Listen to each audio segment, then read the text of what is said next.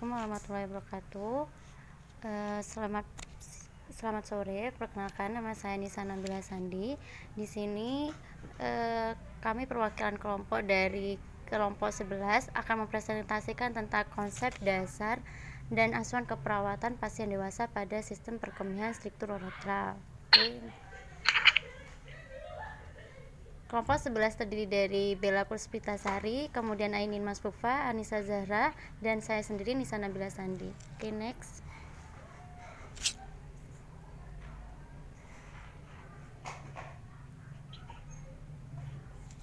Pertama adalah latar belakang. Fungsi utama saluran kemih adalah menjaga keseimbangan cairan dalam tubuh dengan eliminasi melalui urin. Apabila terdapat sumbatan pada saluran kemih, maka urin tidak dapat dikeluarkan dan akan berdampak pada sistem organ tubuh lainnya. Oleh karena itu, sumbatan saluran kemih atau disebut juga dengan retensi urin harus segera ditangani supaya tidak obstruksi, farmakologi infeksi, faktor trauma, dan neurologi. Struktur uretra merupakan penyempitan uretra yang disebabkan akibat jaringan paru yang mengaruh pada saluran kemih. Struktur uretra dapat mengakibatkan gejala urin obstruktif dan iritatif yang dampaknya dapat merusak fungsi ginjal. Next.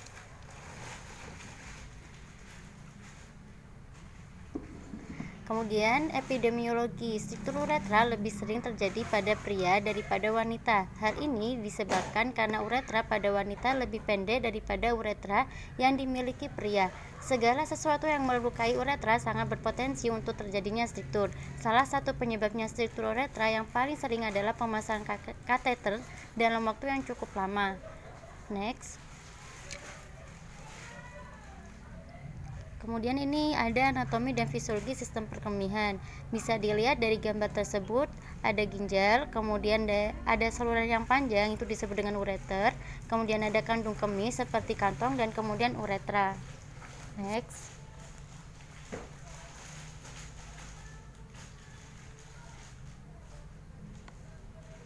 Kemudian anatomi fisiologinya. Yang pertama adalah sistem perkemihan merupakan suatu sistem yang meliputi proses penyaringan darah sehingga darah bisa disaring dari berbagai zat yang sudah tidak dibutuhkan lagi oleh tubuh dan melakukan proses penyerapan kembali dari berbagai zat yang masih diperlukan oleh tubuh. Kemudian fungsinya yaitu berperan sebagai pengatur volume darah dan tekanan darah dengan cara mengeluarkan sejumlah cairan ke dalam urin dan melepaskan hormon erythropoietin dan renin. Kemudian yang kedua adalah berperan sebagai pengatur konsentrasi plasma darah dari iodium. Kemudian berperan sebagai pengatur pH darah dengan cara mengontrol jumlah pengeluaran hidrogen dan ion bikarbonat ke dalam urin. Kemudian yang terakhir yaitu berperan sebagai detoksifikasi atau penetralisir racun. Next.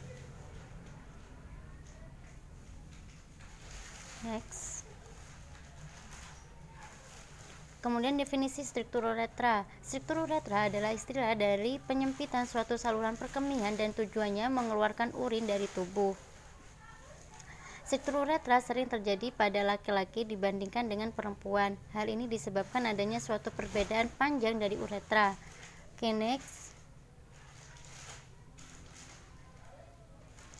Infeksi yang sangat sering terjadinya struktur uretra yaitu terinfeksi oleh kuman gonokokus yang masih sempat menginfeksi uretra sebelumnya. Trauma yang bisa terjadi struktur uretra yaitu trauma tumpul di bagian selangkangan, fraktur tulang pelvis atau cedera pasca bedah mengakibatkan insersi peralatan bedah selama operasi transuretral, pemasangan kateter dan prosedur sitoskopi. Next.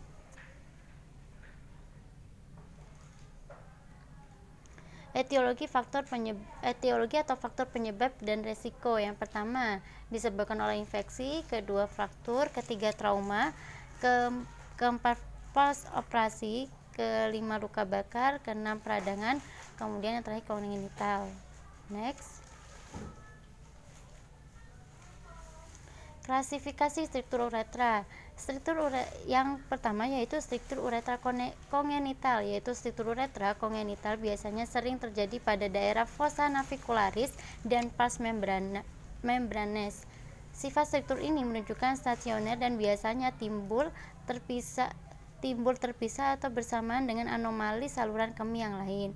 Kemudian yang kedua yaitu struktur uretra traumatik. Struktur uretra traumatik adalah trauma sekunder, bisa dikarenakan karena kecelakaan atau karena instrumen infeksi spamus otot atau tekanan dari luar atau tekanan yang disebabkan oleh struktur sambungan atau disebabkan karena tumbuhnya tumor dari luar.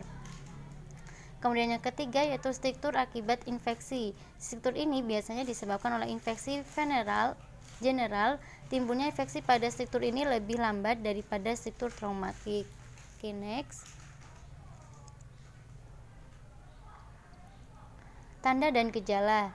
Yang pertama adalah aliran urin yang lemah atau pengurangan volume urin. Yang kedua, tiba-tiba mendesak untuk melakukan buang air kecil. Yang ketiga, pengosongan kandung kemih yang tidak rata. Yang keempat adalah sulit untuk menghentikan aliran buang air kecil. Kemudian nyeri seperti sensasi terbakar saat melakukan buang air kecil. Nyeri di daerah perut, panggul bawah. Terdapat darah yang keluar bersamaan dengan air seni. Ketidakmampuan dalam melakukan buang air kecil. Pembengkakan penis. Okay, next.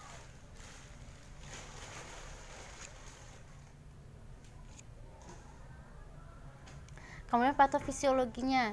Pada struktur uretra, kandung kemih harus berkontraksi lebih kuat. Jika otot diberi beban akan bekerja cepat dan kuat, kemudian diikuti dengan kelemahan. Sehingga pada struktur uretra, otot buli-buli akan mengalami penebalan, kemudian dilanjutkan dengan trabekulasi pada deskompensasi. Selanjutnya, fase dekompensasi akan timbul sirkulasi dan di ventrikel di ventrikel. Sirkulasi adalah penonjolan mukosa buli pada sirkulasi dan otot buli, sedangkan di ventrikel terjadi penonjolan di luar buli tanpa dinding otot. Kemudian pada fase kompensasi, otot buli-buli mengalami kontraksi kuat dengan tidak disertai dengan residu. Sedangkan fase dekompensasi yaitu kontraksi otot buli-buli disertai dengan residu. Residu adalah suatu keadaan pada saat setelah mengeluarkan urin, masih ada urin di dalam kandung kemih. Kemudian pada struktur uretra terdapat sebuah tekanan intravesika yang tinggi yang dapat menyebabkan terjadinya reflux, yaitu keadaan urin dari otot buli-buli akan masuk kembali ke daerah ureter bahkan sampai ginjal. Next. Dampaknya dari adanya residu pada fase dekompensasi yaitu akan menyebabkan buli-buli sangat mudah terinfeksi karena urin kembali ke saluran ureter. Hal ini akan menyebabkan kuman berkembang biak di buli-buli dan timbul reflux, sehingga akan timbul pyelonephritis akut maupun kronik yang akan menyebabkan penyakit gagal ginjal. Kemudian dengan adanya sumbatan pada daerah uretra dan tekanan intravesika meninggi akan menyebabkan inhibisi urin keluar buli-buli atau uretra proksimal dari struktur.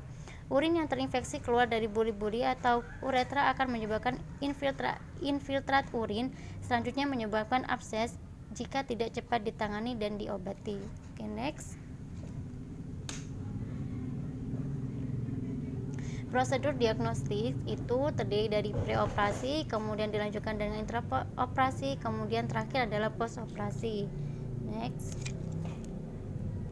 Preoperasi itu terdiri dari beberapa tahapan. Yang pertama yaitu amnesis. Amnesis adalah suatu proses untuk mendapatkan data subjektif dari pasien. Kemudian pemeriksaan fisik itu adalah guna memperoleh sebuah data objektif menggunakan inspeksi, palpasi, perkusi, dan auskultasi. Pemeriksaan penunjang adalah pemeriksaan yang sangat perlu dilaksanakan guna menegakkan sebuah diagnosa dan menggugurkan diagnosa pembanding. Okay, next.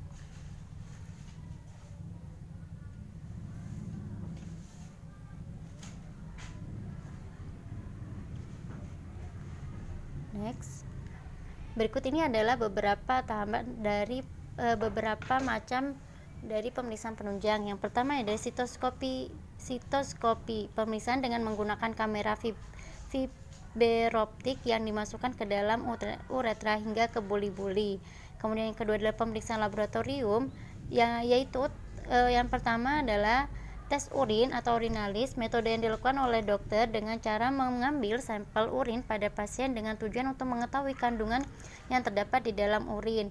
Kemudian yang kedua adalah kultur urin, metode yang dilakukan dengan tujuan untuk mengetahui ada atau tidaknya Staphylococcus aureus, Proteus, Klebsiella, Pseudomonas, dan E. coli. Kemudian yang ketiga yaitu uroflometri. Uroflometri merupakan alat yang dipakai untuk mengambil sebuah pancaran urin yang dikeluarkan pasien saat melakukan berkemih. Next. Kemudian radiologi.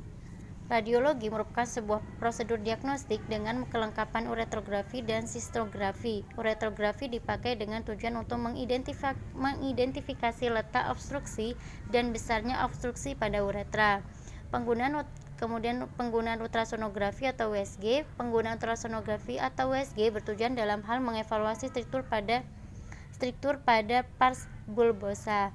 Kemudian dilakukan dengan RUG. Merupakan alat yang digunakan untuk menampilkan visualisasi dari anterior uretra. Kemudian magnetic resonance imaging merupakan pemeriksaan untuk mengidentifikasi panjang struktur, derajat fibrosis, dan kemungkinan terjadi pembesaran prostat. Next.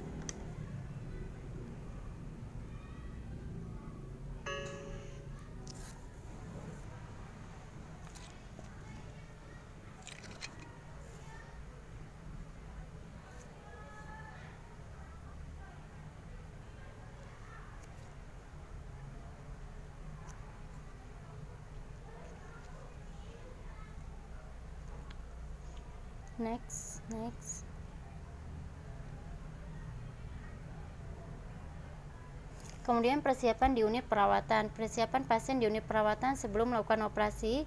Perawat perlu memperhatikan standar operasional prosedur untuk menghindari komplikasi yang terjadi ketika post-operasi. Hal yang butuh untuk dipersiapkan antara lain adalah persiapan fisik, pemeriksaan penunjang, dan mental. Persiapan fisik pasien ini meliputi pengkajian fisik, status nutrisi, keseimbangan cairan dan elektrolit, pengosongan lambung dan kolon, pencukuran area operasi yang bertujuan untuk meminimalisir terjadinya infeksi dan mempermudah perawat melakukan prosedur, menjaga kebersihan diri pasien, pengosongan kandung kemih, latihan nafas dalam, pergerakan sendi, serta batuk efektif guna mengurangi intensitas nyeri setelah operasi. Next. Kemudian di intraoperasi itu terdiri dari beberapa tahapan, yaitu struktur uretra. Intraoperasi dilakukan menggunakan sebuah pisau yang tajam dan ditambahkan ke dalam endoskop dengan tujuan supaya tenaga medis melihat secara langsung saat proses operasi.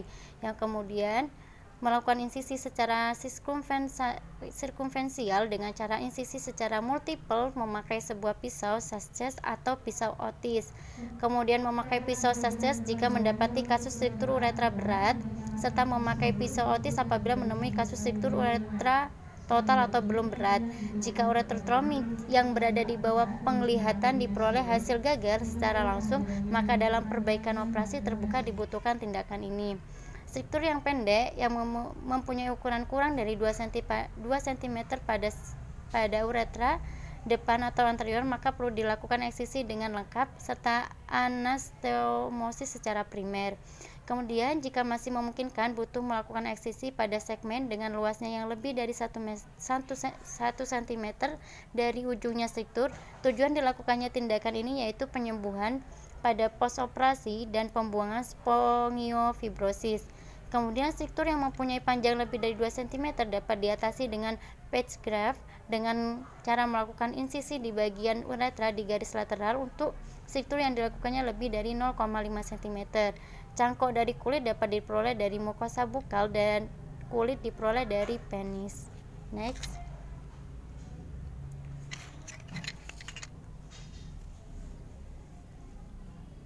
Kemudian post operasi yang pertama yang dilakukan adalah melakukan pengkajian tingkat kesadaran, pengkajian suhu tubuh, frekuensi jantung atau nadi, respirasi dan tekanan darah, serta melakukan monitoring tanda-tanda vital pasien. Yang kedua adalah mobilisasi diri, yaitu sebuah tindakan yang diberikan kepada pasien post operasi yang tujuannya untuk membantu pemulihan atau pengembalian fungsi dan menghindari komplikasi. Kemudian yang ketiga adalah katerisasi urin, yaitu sebuah tindakan yang memasukkan selang kateter melalui uretra ke dalam kantung kemih guna untuk mengeluarkan urin yang mempunyai tujuan untuk menstabilkan uretra. Yang keempat adalah teknik relaksasi. Teknik relaksasi dilakukan kepada pasien post-operasi pembedahan guna menurunkan rasa nyeri dengan metode merelaksasikan ketegangan otot. Kemudian adalah pendidikan kesehatan. Pasca operasi, perawat perlu memberikan kepada pasien serta keluarga pasien agar pasien menjaga kesehatan dan istirahat yang cukup. Next.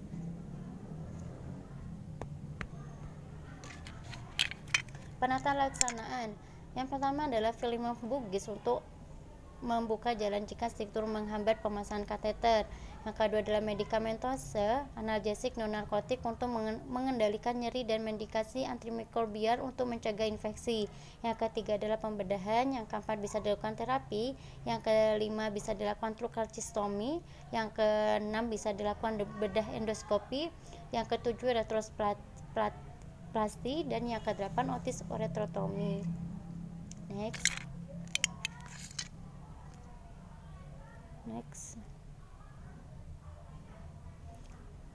Kemudian di sini ada kasus asuhan keperawatan pada pasien struktur uretra. Seorang laki-laki Kaukasia berinisial Tuan M berusia 23 tahun dirujuk ke unit gawat darurat pada tanggal 25 Maret 2018. Klien mengalami kecelakaan bermotor 2 tahun lalu. Untuk itu dia pernah dirawat di rumah sakit cukup lama. Dia melaporkan kesulitan dalam membuang air kecil, menderita aliran urin yang buruk, infeksi saluran kemih berulang, dan gejala saluran kemih bagian bawah. Pemeriksaan fisik dan uretroskopi menunjukkan pembukaan uretra sempit dan tuberkulasi parah. Klien didiagnosa medis struktur uretra dan dijadwalkan untuk operasi uretrotomi pada tanggal 27 Maret 2018. Setelah dilakukan operasi, klien tampak meringkis dan mengeluh nyeri pada daerah yang dilakukan operasi dengan skala nyeri 4. Observasi tanda-tanda vital: tekanan darah 120/70 mmHg, nadi 80, RR 20 per menit, suhu 36 derajat Celcius, tampak terpasang infus dan dower kateter pada klien. Setelah dilakukan pemeriksaan, klien tampak cemas dan gelisah dikarenakan takut tidak dapat memenuhi kebutuhan sehari-hari keluarganya pada saat klien terbaring di rumah sakit. Hal yang sangat dipikirkan oleh klien saat ini adalah klien ingin cepat sembuh dari sakitnya, sehingga membuat klien rajin beribadah dan berdoa. Next.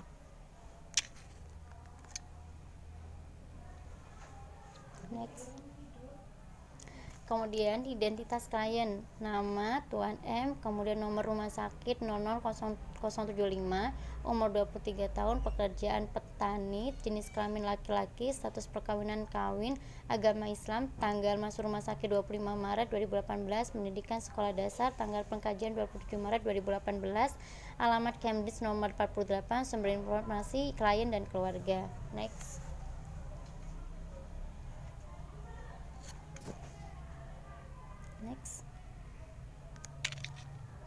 Riwayat kesehatan. Keluhan utama: pasien tampak meringis dan mengeluh nyeri pada daerah yang dioperasi dengan skala nyeri 4.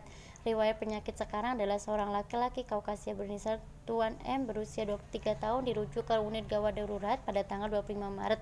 Klien mengalami kecelakaan bermotor 2 tahun lalu. Untuk itu dia pernah dirawat di rumah sakit cukup lama. Dia melakukan kesulitan dalam membuang air kecil, menderita aliran urin yang buruk, infeksi saluran kemih berulang, dan gejala saluran kemih bagian bawah. Pemeriksaan fisik dan uretroskopi menunjukkan pembukaan uretra sempit dan tuberkulasi parah. Klien didiagnosa medis struktur uretra dan dijadwalkan operasi uretrotomi pada tanggal 27 Maret 2018. Setelah dilakukan operasi, klien tampak meringis dan mengeluh nyeri pada daerah yang dioperasi dengan skala nyeri 4. Observasi tanda-tanda vital: tekanan darah 120/70 mmHg, nadi 80 kali per menit, dan RR 20 kali per menit, suhu 30 derajat Celcius, tampak terpasang infus dan dower kateter pada klien. Next. Riwayat penyakit keluarga. Pasien mengatakan pihak keluarga tidak memiliki riwayat penyakit seperti kesulitan BAK dan penyakit serius lainnya. Riwayat kesehatan terdahulu. Riwayat penyakit yang pernah dialami: pasien mengatakan tidak pernah mengalami penyakit serius sebelumnya. Klien juga mengatakan tidak pernah mengalami susah BAK sebelumnya. Yang kedua adalah alergi. Pasien mengatakan pasien tidak memiliki alergi terhadap obat-obatan dan makanan apapun. Yang ketiga, imunisasi. Pasien mengatakan pernah diimunisasi sewaktu kecil namun tidak ingat dengan jenis imunisasinya. Keempat, kebiasaan hidup. Tuan M bekerja sebagai petani di lahan tetangga. Setiap hari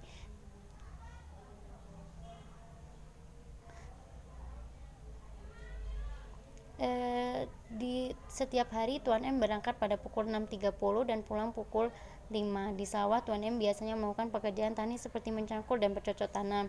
Yang kelima adalah obat-obatan yang digunakan. Pasien mengatakan tidak pernah mengkonsumsi obat-obatan pada saat terjadi kesulitan BAB ataupun BAK. Next. Pengkajian pola Gordon-Nanda, persepsi kesehatan dan pemeliharaan kesehatan. Klien dan istri mengatakan selama ini ketika anggota keluarga mengalami sakit, mereka hanya melakukan istirahat di rumah saja, tidak pernah pergi ke layanan kesehatan. Pasien dan istri mengatakan hal tersebut dikarenakan kurang mampu dalam segi ekonomi. Mereka memiliki persepsi bahwasanya sakit tidak perlu ke rumah sakit, cukup istirahat di rumah dan mengambil obat-obatan di warung dan membeli obat-obatan di warung terdekat. Interpretasi klien dan keluarga masih kurang peduli mengenai kesehatan. Klien dan keluarga kurang pengetahuan akan kesehatan dan kurangnya pengetahuan untuk meningkatkan tentang pemeliharaan kesehatan diri. Yang kedua adalah pengolahan nutrisi atau metabolik. Pasien mengatakan pola makan normal sehari 3 kali dan berat badan pasien tetap ideal. Pola eliminasi BAK saat ini klien menggunakan alat bantu kateter. Ketika BAK, jumlah urin yang dikeluarkan kurang dari 1.500 cc dalam sehari, warna urin keruh, bau khas urin, kateter keruh, tidak berbusa, BAB-nya, frekuensi BAB saat ini 1 kali sehari setiap hari, jumlah normal, konsistensi setengah padat dengan warna kuning kecoklatan, bau feses normal. Saat BAB tidak disertai darah atau lendir, klien tidak menggunakan alat bantu untuk melakukan BAB. Next. Kemudian pola aktivitas dan latihan. Klien mampu melakukan aktivitas secara mandiri, akan tetapi klien mengatakan bahwa dirinya merasa tidak nyaman melakukan aktivitas sehari-hari karena merasa nyeri di daerah sekitar pembedahan. Pola tidur dan istirahat. Durasi tidur pasien sekitar kurang lebih dari 4 jam, namun klien mengatakan bahwa sering terbangun di malam hari karena merasakan nyeri di sekitar area pembedahan. Interpretasi klien mengalami gangguan pola tidur di mana kualitas dan kuantitas tidur klien tidak baik. Pola kognitif dan perseptual. Pada saat pengkajian, klien mampu menjawab dengan baik dan mampu berorientasi dengan baik. Klien tidak mengalami disorientasi waktu, tempat, dan ruangan. Klien tidak mengalami kerusakan memori jangka pendek ataupun jangka panjang. Selanjutnya akan dilanjutkan oleh teman saya, yaitu Anissa Zahra.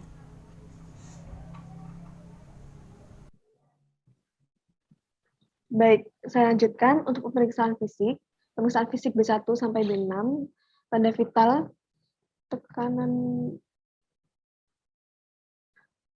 tekanan darah 120/70 mmHg, nadi 98 kali per menit, RR 20 kali per menit, suhu 36,5 derajat. Untuk breathing B1, pada inspeksi ditemukan perkembangan dada simetris antara kanan dan kiri. Klien tidak ada jejas di sekitar dada, irama nafas teratur, klien tidak merasakan berat saat bernafas, frekuensi pernapasan klien 20 kali per menit. Lalu pada pemeriksaan palpasi, vokal fremitus teraba pada lapang dada, perkusi, suara ketukan sonor di lapang paru kanan dan kiri, ICS ke-1 hingga ICS ke-6 di seluruh lobus paru. Pada pemeriksaan auskultasi, suara paru vesikular pada lapang paru. Lalu untuk blood, B2, tidak terdapat cyanosis, akral tangan hangat, akral kaki panas, merah, kering, tidak terdapat distensi vena jugularis, konjungtiva anemis, jari-jari tampak pucat, nadi 80 kali per menit, tekanan darah 120/70. Pada pemeriksaan B3, brain, status kesadaran kompos mentis, GCS 4E, 5V, 6M, klien tidur sekitar kurang lebih 4 jam sehari dan sering terbangun. Klien mengatakan sedikit pusing setiap kali bangun tidur, pupil isokor. Lalu pada pemeriksaan B4 bladder, klien terpasang kateter, warna urin keruh, total keluaran urin kurang lebih 150 cc per hari, bau khas urin, karakter urin keruh, tidak berbusa, kebersihan alat kelamin baik. Pada pemeriksaan bowel B5, kebersihan mulut cukup baik, keadaan membran mukosa bibir lembab, tidak adanya pembesaran tonsil pada saat palpasi, nafsu makan klien normal.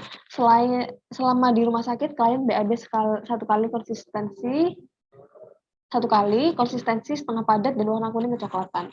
Lalu pada pemeriksaan bone B6, klien mengalami imobilitas karena nyeri yang dirasakan pada area pembedahan, turgor kulit elastis, tidak ada deformitas dan edema.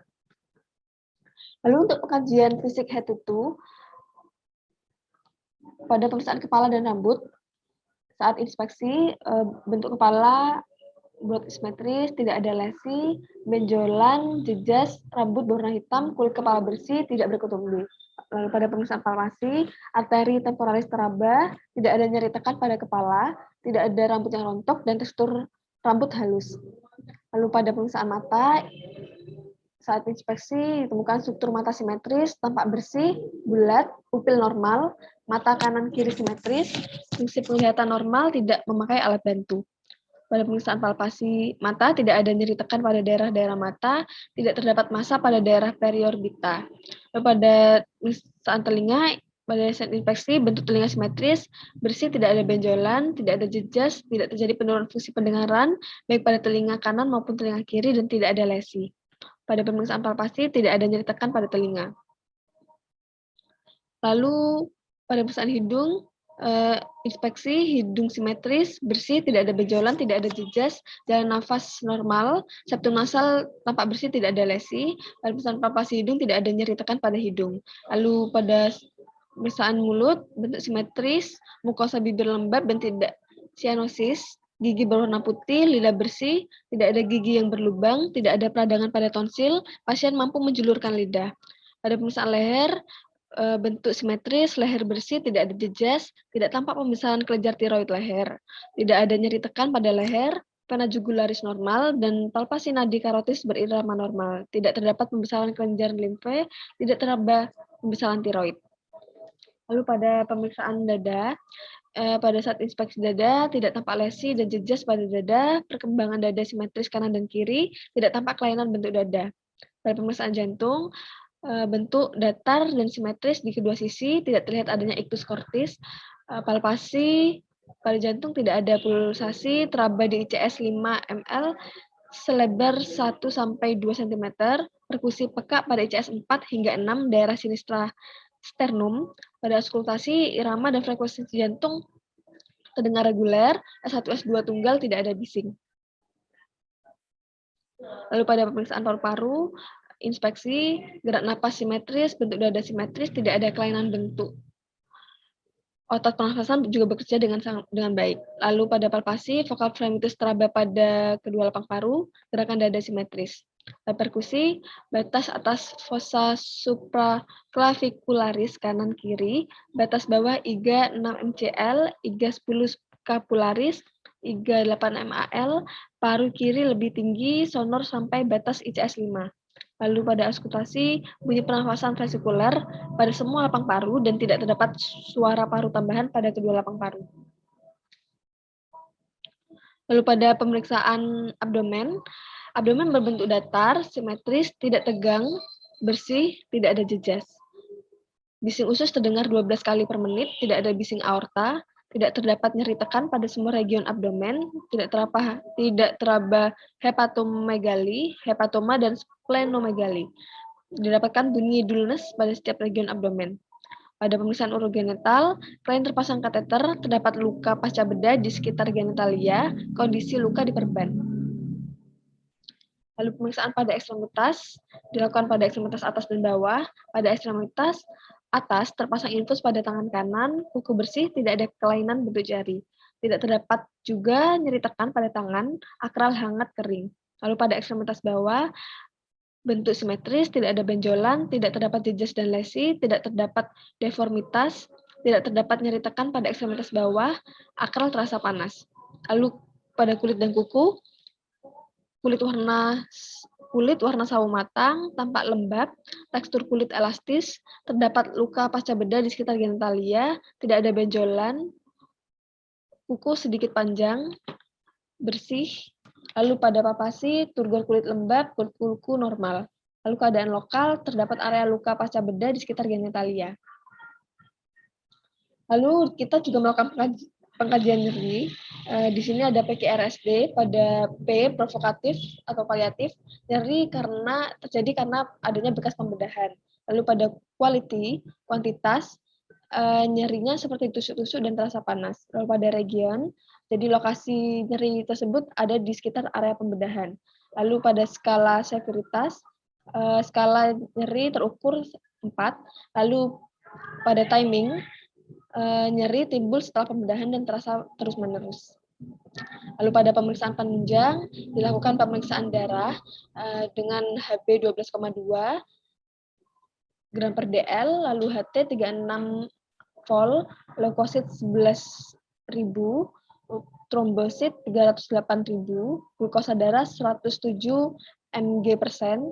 Lalu pada pemeriksaan urinalis, hasil tes urin pasien menunjukkan bahwa warna urin keruh, warna kuning, penampilan urin keruh jernih, lalu pH-nya 7,2 derajat, lalu kimia klinik, ureum 35 mg per dl, natrium 136 mol, kalium 3,6 mmol, lalu asam urat 6,9 mg.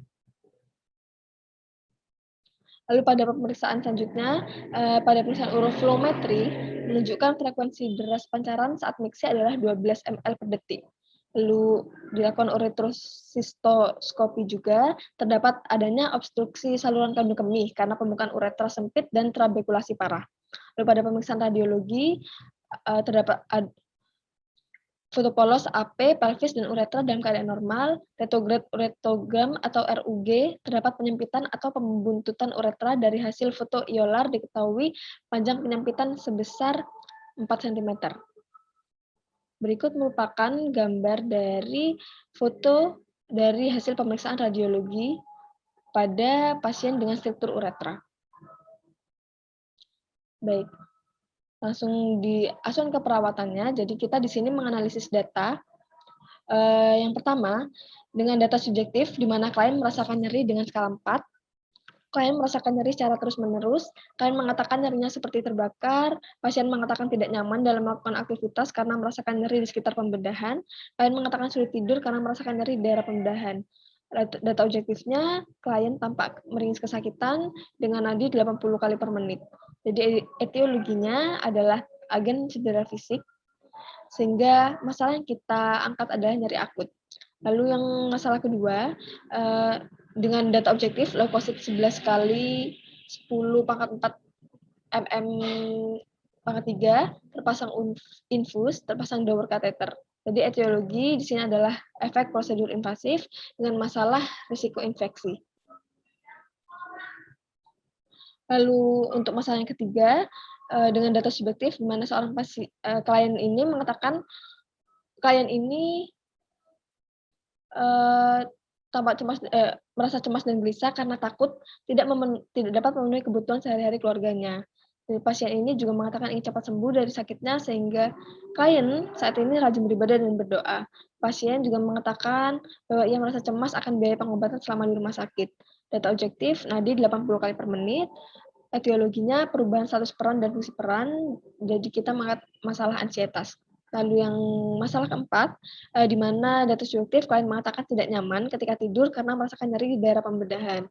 Klien sering mengatakan sering terbangun malam hari karena merasakan nyeri di area pembedahan. Jadi etiologi yang kita ambil ada ketidaknyamanan fisik dengan masalah gangguan pola tidur.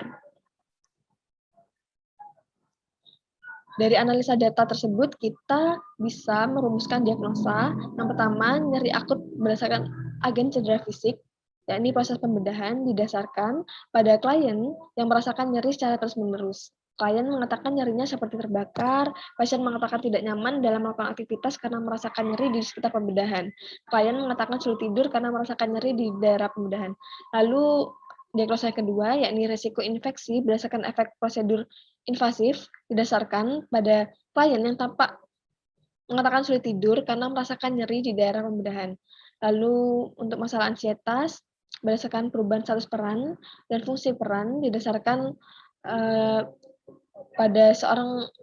pada klien yang mengatakan saat ini tampak cemas dan gelisah karena takut tidak bisa memenuhi kebutuhan sehari-hari keluarganya. Pasien saat ini ingin cepat sembuh dari sakitnya sehingga klien rajin beribadah dan berdoa dan pasien merasa cemas akan biaya pengobatannya.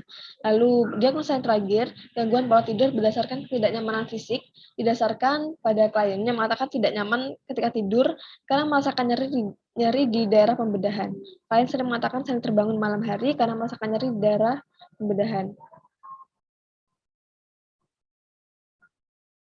Jadi berikut adalah clinical pathway yang bisa kita rumuskan dari asuhan keperawatan yang kita. Jadi pertama akibat cedera akibat peregangan, cedera akibat kecelakaan, uretitis gonoreol yang tidak ditangani, abnormalitas kongenital ini, mengakibatkan jaringan uretra diganti jaringan ikat, sehingga, jaringan uretra mengkerut. Nah, jaringan lubang uretra akhirnya mengecil dan inilah yang dinamakan dengan struktur uretra. Sehingga struktur uretra jadi penderita struktur uretra dan pengobatannya harus menjalani operasi sistostomi. Nah, dalam keadaan setelah dilakukannya sistostomi, pasien akan memasuki fase post-operasi.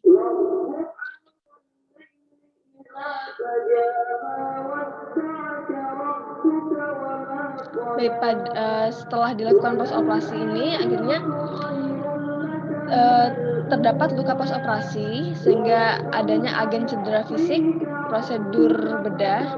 Nah, dari sini klien mengeluh nyeri pada daerah dioperasi, nyeri seperti terbakar, klien mengatakan tidak nyaman saat melakukan aktivitas, skala nyeri 4, nyeri dirasakan terus-menerus, klien tampak meringis. Dari sini timbullah masalah nyeri akut. Lalu yang masalah kedua, dengan adanya proses pembedahan terjadi luka insisi sehingga memunculkan risiko masuknya mikroorganisme sekunder. Di sini terlihat dari data objektif leukosit 11 kali 10⁴, lalu terpasang infus, juga terpasang drawer kateter. Di sini timbullah masalah risiko infeksi. Lalu yang masalah selanjutnya, klien memiliki anxietas akan perubahan besar terhadap status kesehatan, fungsi peran, dan status peran. Dengan data subjektif di mana klien mengatakan cemas karena tidak bisa membiayai pengobatan dan keluarganya, klien cemas karena peran seorang ayah dan keluarga yang terganggu. Lalu nadi 98 kali per menit. Di sini masalahnya ansietas. Lalu dari prosedur pembedahan tersebut akhirnya muncul ketidaknyamanan infeksi, di mana klien mengatakan tidak nyaman ketika tidur karena merasakan nyeri, klien sering terbangun di malam hari. Jadi masalah yang timbul adalah gangguan pola tidur.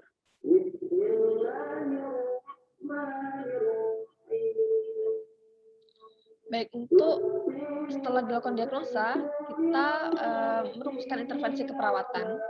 Jadi intervensi keperawatan untuk menangani nyeri akut, kita mengambil intervensi manajemen nyeri dan pemberian analgetik. Lalu untuk intervensi keperawatan yang untuk menangani risiko infeksi berdasarkan efek prosedur invasif, kita mengambil intervensi pencegahan infeksi dan perawatan luka dengan tujuan dan kriteria hasil. Setelah dilakukan intervensi selama 1 kali 24 jam, maka tingkat infeksi menurun. Dengan kriteria hasil, kebersihan tangan meningkat, kebersihan badan meningkat, nyeri menurun, bengkak menurun, kadar sel darah putih membaik. Lalu untuk diagnosa ansietas berdasarkan perubahan status peran dan fungsi peran, kita mengambil intervensi reduksi ansietas dengan tujuan setelah dilakukan intervensi selama 1 kali 24 jam, maka ansietas menurun. Dengan kriteria hasil, klien mampu mengidentifikasi dan mengungkapkan tanda dan gejala kecemasan. Lalu klien juga dapat mengatakan kecemasan sudah berkurang yang menyatakan verbal maupun non-verbal. Lalu klien juga tampak adanya dukungan keluarga. Lalu untuk diagnosa yang terakhir, di mana gangguan pola tidur berdasarkan ketidaknyamanan fisik, kita mengambil intervensi dukungan tidur dengan tujuan setelah dilakukan intervensi selama 1 kali 24 jam, maka gangguan pola tidur teratasi dengan kriteria hasil, keluhan sulit tidur menurun, keluhan sering terjaga menurun, keluhan pola tidur berubah menurun, keluhan istirahat tidak cukup menurun, kemampuan beraktivitas meningkat.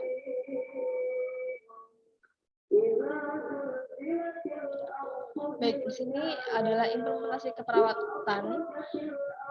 Jadi yang dilaksanakan pada 27 Maret 2018 dengan nomor diagnosa keperawatan D0077.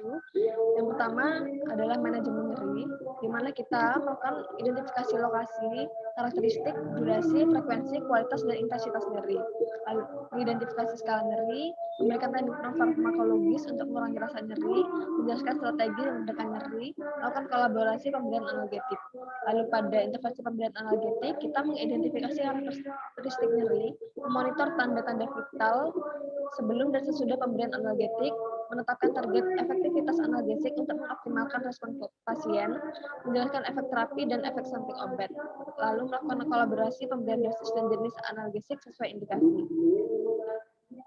Lalu untuk ini tindakan perawatan dilakukan 2 kali 24 jam, jadi dilakukan pada shift pagi dan juga shift malam. Lalu untuk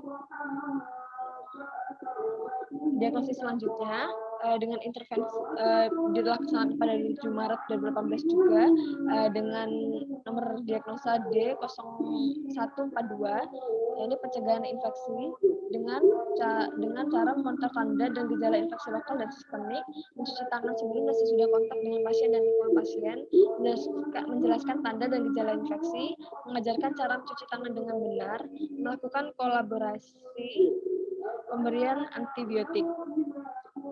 Lalu untuk perawatan luka, kita memonitor karakteristik luka, melepaskan balutan plester secara perlahan, membersihkan luka dengan cairan NaCl, membersihkan jaringan nekrotik, memberikan salep yang sesuai kulit, lalu memasang balutan luka.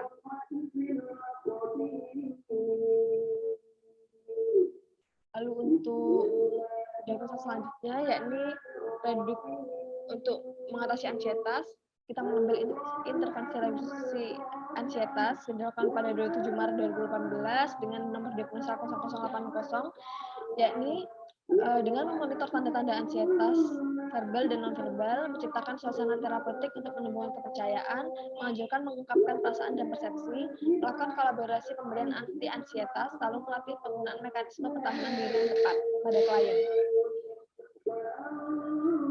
Lalu pada diagnosa yang selanjutnya, yakni gangguan pola tidur, kita melakukan intervensi dukungan tidur yang dilakukan pada 27 Maret 2018 dengan nomor diagnosa D0055, yakni mengidentifikasi pola aktivitas dan tidur, mengidentifikasi faktor pengganggu tidur, modifikasi lingkungan, mengajarkan relaksasi otot, autogenik, atau cara non-farmakologi lainnya. Lakukan prosedur untuk meningkatkan penyampanan. Baik, untuk selanjutnya tahap evaluasi yang pertama hari tanggal Selasa 27 Maret 2018, evaluasi keperawatan. Klien mengatakan bahwa nyeri yang dirasakan sudah membaik, klien terlihat tampak rileks dan tidak meringis menahan nyeri, masalah teratasi sebagian, maka dilanjutkan intervensi. Lalu yang kedua, klien mengatakan nyeri di area pembedahan sudah membaik. Lalu kultur area luka juga tampak membaik, masalah teratasi sebagian, sehingga intervensi dilanjutkan. Lalu untuk yang ketiga, pasien mengatakan bahwa sudah tidak cemas lagi, pasien tampak rileks dan tidak terlihat cemas. Di sini bisa dibilang masalah teratasi, sehingga kita menghentikan intervensi. Lalu yang selanjutnya, yang keempat, klien mengatakan bahwa pola tidurnya membaik, klien tampak lebih bugar, sehingga masalah teratasi sebagian, lalu intervensi dilanjutkan. Baik, dari evaluasi tersebut kita bisa simpulkan berdasarkan asuhan keperawatan yang sudah kami lakukan, tindakan yang dilakukan cukup memberi perubahan yang signifikan pada klien sehingga masalah teratasi sebagian. Untuk itu intervensi tetap dilakukan sampai masalah klien teratasi dan intervensi dapat dihentikan. Baik, itu tadi presentasi yang bisa kami sampaikan dari kelompok 11. Kurang lebihnya kami mohon maaf, semoga ini bisa bermanfaat bagi teman-teman dan sivitas akademika lainnya. Terima kasih atas perhatiannya. Sekian, wassalamualaikum warahmatullahi wabarakatuh. Waalaikumsalam warahmatullahi wabarakatuh.